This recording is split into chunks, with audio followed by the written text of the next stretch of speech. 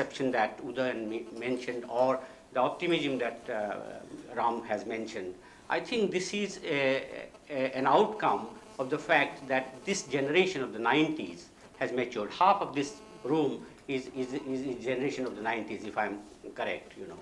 So that I think now we find that not only these students are mainstreaming with the others in India, like you had just mentioned, but also they're going back to Assam, to institutions to teach there. And I think that is one of the main reasons for this changing perception. I think the perception of the 70s and of the 80s, early 80s, is gradually phasing out. And that I think is very, very important point to keep in mind. The other thing that I want to refer to is that Ram had mentioned about three asymmetries of political asymmetry, cultural asymmetry, and resource asymmetry. I will be just taking half a minute. I think there is another asymmetry which needs to be added is that of human capital asymmetry. Assam was, or Northeast was known to be a land of lahe, you know, slowness, lazy people. That I think is also need to be taken into account why that happened. I think that happened because of deprivation in education. You had mentioned about education and deprivation of health. And that actually addresses the issue that Sanjay had narrated right in the first story that he gave us. He said that the world is lost with the mother and the child.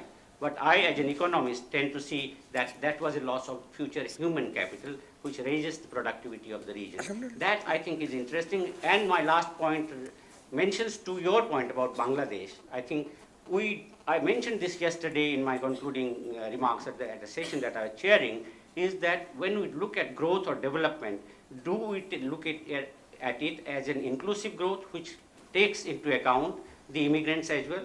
Because otherwise we'll be in imagerizing growth, and starving thy neighbor would actually be at our own peril.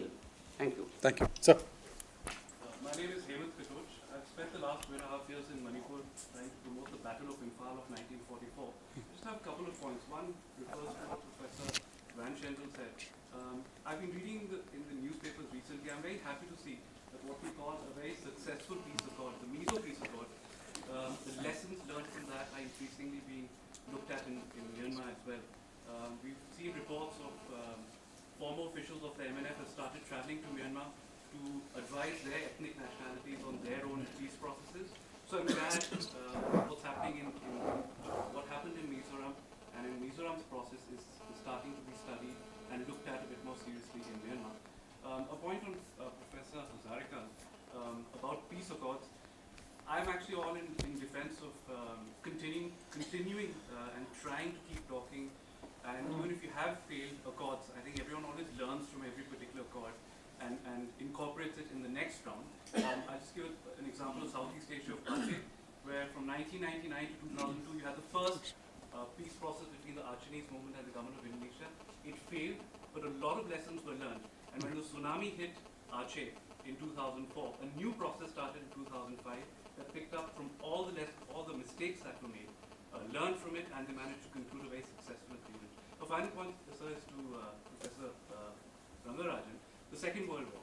Just to make a point, I'm glad you mentioned the Second World War because 1942 to 1945 is a part of Northeast history that is very understudied, and yet just by the construction of infrastructure, by the influx of hundreds of thousands of people from all around the world in a very dramatic series of events is quite an understudied part of Northeast Indian history. And a point to the future, I'm glad now Second World War's come up now because you've started to see battlefield tourism. There's something which is starting to link. Imphal and Kohima recently voted Britain's greatest battle of all time, along with other battlefields in Myanmar. So I'm glad that's starting to change, and I'm glad you made the point for a second. Thank you. Sir, please. My name is Olav Ofstad. I'm a practitioner, but also a researcher in the field of conflict management, and I'm basically here to learn about the Northeast. Ramachandra Guha, you said, if I perceived you correctly, that there have been some successful peace processes. And my question is, if so, to the extent that can be established, are we also able to establish success factors? What made these peace processes successful? Thank you. Yes, sorry, been very patient. Please introduce yourself. I'm Kaustubh Deka. I teach in IB College, Delhi University. I have a very brief question. Perry Anderson, when he talks, refers to Northeast in his recent book After Nehru, he makes this comment that the hand of the Armed Forces Special Powers Act has fallen wherever the reach of Hinduism has stopped. So he refers to Northeast and Kashmir as example. So I would like some comments how we look at it. Can I go in reverse order? Would you like to comment on any of the questions raised? That reference to the Mizo Accord, which actually Ram should reply. I have this much to say that, a lot depends on the homogeneity of the situation. If it is not a very heterogeneous situation you are dealing with a lot of other groups, then things become very difficult to work out in a peace accord. In Mizoram, you consider the population and the involvement of that population in the movement. And when the leadership finally decided to sit down and talk to the government of India, I think it worked. But it would not necessarily work, I feel, with other areas where you have divergent groups and divergent, cultural contexts to deal with. And that's why I think Mizoram was successful, primarily, because of the homogeneity involved there. That's what I feel. I may be wrong. And about your point, of course, I am totally in the dark about that. Armed Forces Special Powers Act, I feel, has been used in Northeast primarily because when you see frontier or a periphery or a borderland, you feel, these are people not very much to be trusted, so you use all your draconian laws. You don't use the same laws in central India. So I think it's again, geography does play a very important point in building the mindset of those who run the country. I think where accords work, where they don't work, I think in many ways, if you look at, I said that arguably Punjab, Tamil Nadu and Mizoram are successes, and Manipur, Nagaland and Jammu and Kashmir are failures. And Assam may be neither a failure nor a success. I don't know what you would say. But I think Manipur is in some many ways that's the most problematic because they're interwoven, that there is a demand for greater Nagalim which impinges on what Manipuris think. But there is a sentiment of independence, of sovereignty, even in large sections of Manipur. It is, and I think, I think one of the reasons Sanjay's work is so admirable is that well before he started this center, for 35 years he's plowed a lonely furrow, but a furrow that other people have listened to and responded, in writing so sensitively and so empirically. And Kisla is a younger journalist following in his tradition, that they, so that people in other parts of India can know about these things. I think the media has been extremely, someone mentioned education. Education is important. Travel is also important. I mean, it's important for you to go to Assam, not just for the Assamese, your Assamese classmate to be your roommate, for you to go to Assam and to Manipur and so on. So I think travel is important, and the media is guilty of a colossal, the national media is guilty of colossal, not just misrepresentation, but ignorance. I mean, if you look at the blockade in Imphal, of the Imphal Valley, which is, how many years ago was that? 2 years. 2 years ago. If you look at the coverage of that blockade vis-a-vis the blockade of the Kashmir Valley in 2008-9, I mean, the asymmetry. So the asymmetry is also in terms of media understanding. Of course, misrepresentation, that's a separate, but simply lack of coverage. I mean, if you look at the coverage of the Muzaffarnagar riots versus the riots in Kokrajhar, I mean, the national media covered it 100-1 probably, or something.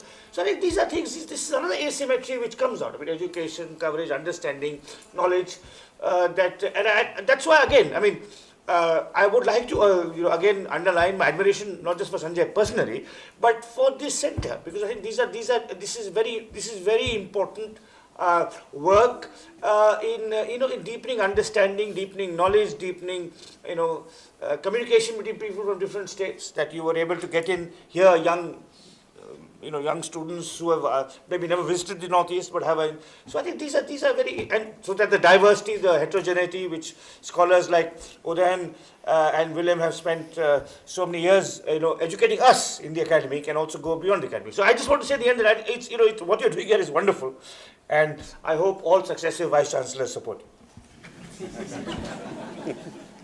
Would you like to come in? You want to come in or anything? Just taking up on Udoyan's point about states mistrusting their border populations, I think a historical case can be made for the fact that, say, state measures in border regions, such as draconian laws, fences, and deployment of military or paramilitary troops, have often been a testing ground, and that the ones that were successful in the border area to manage the borders have then been extended to the whole citizenry. So it's very important to see what's going on in the Northeast, because it may be the future of other parts of the country. The other point I just wanted to agree with strongly is the importance of the Second World War for the whole region. And not just, say, the Imphal and Kohima fights, battlefields, but I mean also in Arunachal, the planes that passed over, the planes that dropped there, and everything that went around it, but mainly the question that many groups in the Northeast had their first encounter with both the Japanese and the Allied forces. And it's not just a question of infrastructure, but also a question of cultural innovation that started then, and that's quite different from the rest of India. I'd love to go on. I'm sure there are lots of questions, but there are two things to do. One, I think Sanjoy wants to come in on the conversation, but he may also have some housing announcements. And we will not be very late for lunch, maximum 2-3. But you have a question to ask. I do, but I think I'm going to defer because that question will take at least 15 minutes or longer. Would you like to? Well, I want to take the sense of the House. We're all Democrats here, so I presume. So can we go on for 10 more minutes? But round robin, just the panel. I mean, no. Just us, sorry. Not me. Mahesh, not me. Mahesh has to ask his question. We have to respond to him. But before he does that, there are just a couple of things I want to share on peace processes. As far as Mizoram is concerned, the peace process actually began soon after the conflict, because the church got involved. And the church in 1966, after Operation Jericho, when almost all of Mizoram was overrun by the MNF, barring a few pockets, told Lal Denga, who was the leader of the insurgency, this cannot last. You cannot fight India this way. And one of the pioneers of that conversation, I think William and Joy are both here, Reverend Zarema, still around, I think he's 94, he passed away? Last year, I missed meeting him last time I was there. But this was something consistent that the church had been working on for years, And I think it was on the basis of that, as much as anything else, that an accord was worked out. The other thing is, you take the other process. In Nagaland, there's actually been a peace accord, which was signed after 50 years. I'm not talking about between the government and the NSCN. It's between two conflicting clans in a village of Konama. In 1956, if I'm not mistaken, Mr. Sakre, who was one of the founders of the Naga National Council, was assassinated by a group owing allegiance, it is believed, to the faction of Mr. Fizo, who was then the president of the NNC. The two families were virtually at war with each other. I think a total of 16 members of the family were murdered by either side in the same village, in different parts of Nagaland, but largely in the village. In the early 1990s, late 80s, two friends of mine, one is Nikito Iralu and the other is Charles Chaze, began working for reconciliation between the families, the clans, the Khels. It has taken them 25 years to put it together. This is a story nobody knows about, because bringing reconciliation is much greater than signing an accord. You can sign an accord and everything can go to hell. But to bring reconciliation within the same village, among people who've killed each other, is much more difficult and enduring. And that is something that is the pattern for which government needs to learn from. If you don't have that, nothing can work. I'll close with this point of trust that somebody was speaking about. I think Udayan mentioned it. You see, that story I told you at the beginning of the boat clinic coming to the help of that family in distress, there was a huge element of trust. But you don't see that when it comes to New Delhi and the Northeast. You still will have the forces in place, you still have the acts in place. So, there have to be actions that engender trust, in the broader political and civil space, not just in the creation of accords with a few people. That, I think, is very critical for the understanding, I think, of Delhi. And I really appreciated Danka's point on invisible people. I mean, this is something that he's worked on and others here have referred to, but it is a critical issue that we talk about discrimination here in Delhi and other metros, but the way we discriminate against people, whether it's in Shillong or in Imphal or in Assam or anywhere else, we are not courageous enough to address those issues. And I think that needs to come into the discourse in a much more robust and open way. I think those are extremely serious words of wisdom, and I'm going to exercise my prerogative as chair. I had a lot of things to say. I think they should remain unsaid. But I am going to do a promo and say one thing. The Nehru Memorial Museum of Library, where I work, doesn't have a Northeast Center, but we have a very active seminar. I was just doing some sums, and I think last year we had a total of 48 people speaking on the Northeast, many from the Northeast. The total number was about 300 plus, so you can do the math. But most importantly, and there's a diversity, and one of the papers by Vibha Joshi Pingle was about this peace accord between the families of Sakri and Fizo. And it was a fascinating paper because it actually had pictures of the feast. It was a massive feast. She was there. So she was careful not to take pictures of herself eating, but there were lots of others, But I think that there's something enormously significant in this comment, because one of the problems with a lot of us, and certainly historians, I'll speak for Ram and me, I'll leave all the others out, is that we tend to look at states, and much of what we look at in the old world was political history, kings, rulers, wars, etc., which is very important. We can't leave the state out, we can't leave conflict out, we can't leave wars out, and even for peacemaking states matter. But that larger sense of the social body, that the body politic is embedded within a changing social dynamic or a mosaic, is very crucial, and it's obviously more crucial in a region as complex as the Northeast. As a student of history, I don't want to say optimism, but it did occur to me, since a lot of this was about population change, displacement, state making, that a lot of European countries went through not just enormous conflict in the two world wars, but also enormous ethnic cleansing at the end of the wars.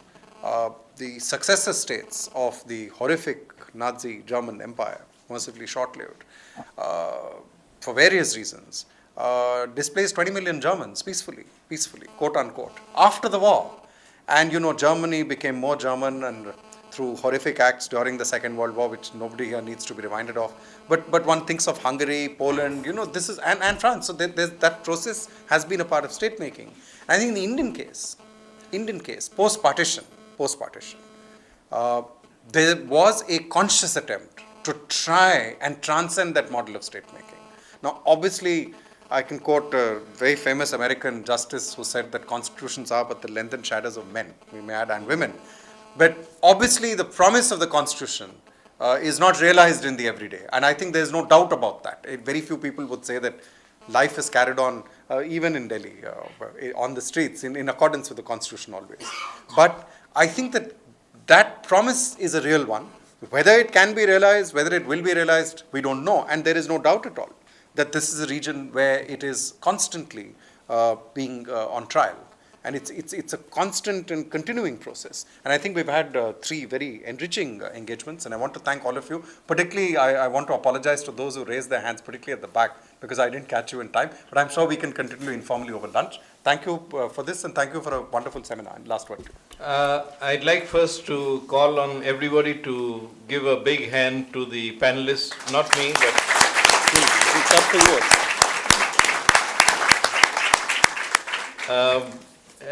On behalf of the center, I'd like to thank everybody for their participation, not just in this session, but in all sessions. Work with us, visit us, be in touch with us. We will be in touch with you. We'll keep you informed on what we do here, and we'd like you to participate in our programs. If you have a paper to present, an idea to share, a thought to design, come to us. We may not advise you, but we'll share your concerns and try and put it on a map.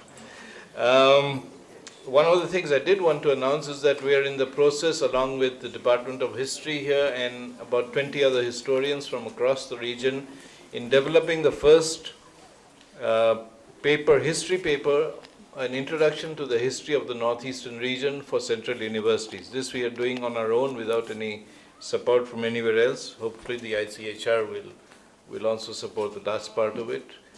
And the final thing is that lunch is upstairs, but before that, we are all assembling for a group photo. So please go down quickly if you want to have lunch, otherwise lunch will wait for you. And there won't be lunch without the photograph. So thank you all. And I think there should be a special round of applause for Professor Harman. And your whole team. the chair, the interlocutor deserves also a round of applause. Not allowed. That's not on the record. Thank you. Thank you.